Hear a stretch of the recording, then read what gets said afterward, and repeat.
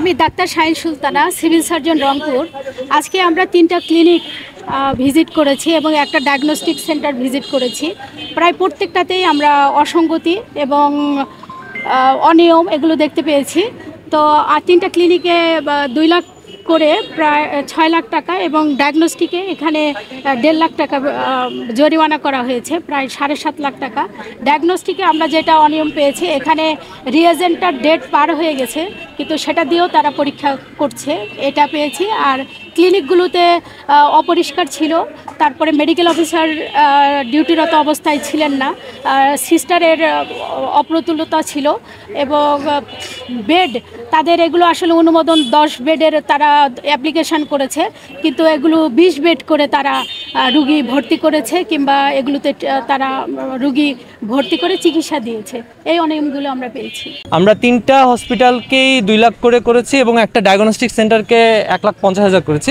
একটা হসপিটাল ইতিমধ্যে টাকা তারা দিয়েছে, অর্থাৎ যেটা জরিমানা করা হয়েছে, এবং আরেকটা হসপিটালের যে ম্যানেজার তিনি আচ্ছা রংপুর ক্লিনিকে, প্রথমে রংপুর ক্লিনিকে, নিউ রংপুর ক্লিনিকে, তারপরে আমরা হলো স্বপ্ন ক্লিনিক, স্বপ্ন জেনারেল হাসপাতাল, তারপরে উত্তরা জেনারেল হাসপাতাল এবং শেষে হেলথ এইড ডায়াগনস্টিক সেন্টার। এটা তো এই 4টাতে করা হয়েছে। এর মধ্যে তারা স্বপ্ন জেনারেল হাসপাতাল যেটা, তারা তাদের অর্থদণ্ড যেটা দেওয়া হয়েছিল সেটা তারা জমা দিয়েছে, আর বাকি 2টা প্রতিষ্ঠান তারা দিচ্ছে।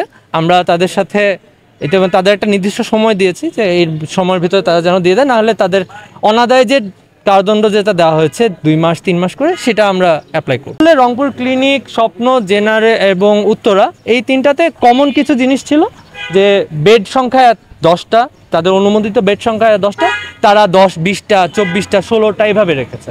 তাদের নার্স থাকার কথা 4 জন, তাদের নার্স আছে 1 জন, অনেক ক্ষেত্রে নাই। তাদের ডাক্তার থাকার কথা 6 জন, 8 জন, তাদের ডাক্তার আছে 1 জন, বিএমডিএস দিয়ে তারা চালাচ্ছে। তাদের অনেকের ক্ষেত্রে নাই, লাইসেন্স তো কারোরই নাই। প্রথম কথা হলো যে লাইসেন্স নাই।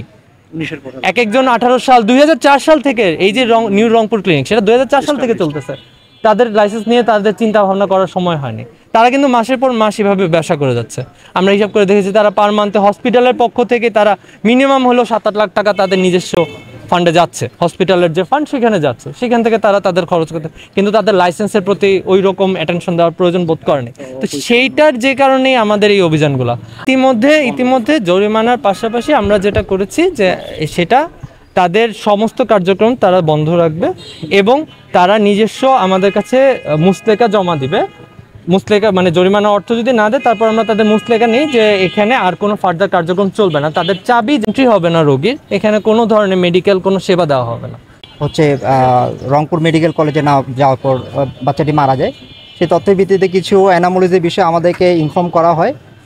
পরবর্তীতে আমরা এসে ওই ক্লিনিকটা দেখে যাই। পরবর্তীতে আমরা পরিকল্পনা করে আজকে এই আশেপাশে যতগুলো ক্লিনিক আছে সব নিয়ে 72 পদাতিক ব্রিগেডের আমরা 30 ইস্ট বেঙ্গল, সিভিল সার্জন এবং জেলার প্রশাসকের পক্ষ থেকে ম্যাজিস্ট্রেট ছিলেন, আমরা সকলে সমন্বিতভাবে আজকের এই অভিযানটা পরিচালনা করেছি এবং যাদের যেই ধরনের সমস্যাগুলো ছিল তার বিরুদ্ধে বিভিন্ন ব্যবস্থা গ্রহণ করা হয়েছে, যেটা আপনারা অলরেডি দেখেছেন।